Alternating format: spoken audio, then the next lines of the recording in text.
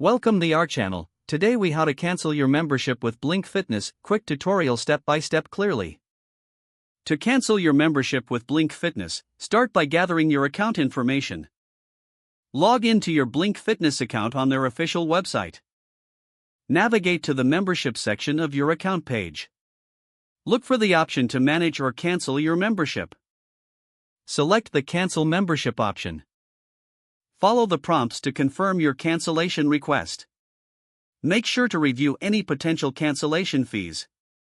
If you prefer speaking to someone directly, call your local Blink Fitness gym. Ask to speak with a membership representative. Explain that you wish to cancel your membership.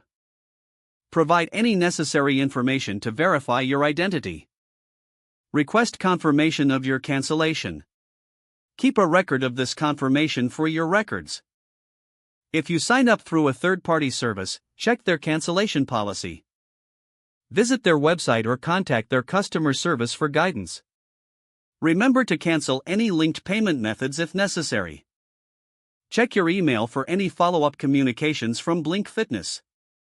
Your membership should now be successfully canceled. If the page does not load, refresh the browser or try again in a private or incognito window. Make sure you are using the correct email address, then retype it carefully to avoid small. If your password is not accepted, use the reset option and create a new strong password you can remember. Check your spam folder for verification or security emails, then complete any requested confirmation steps. Enable two-factor authentication if available to improve account security and reduce unauthorized access risk. After signing in, review your profile details so your contact information and settings are accurate and current.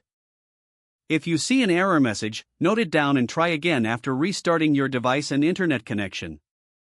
Log out when you finish, especially on shared devices, to keep your account and payment information secure. If the page does not load, refresh the browser or try again in a private or incognito window.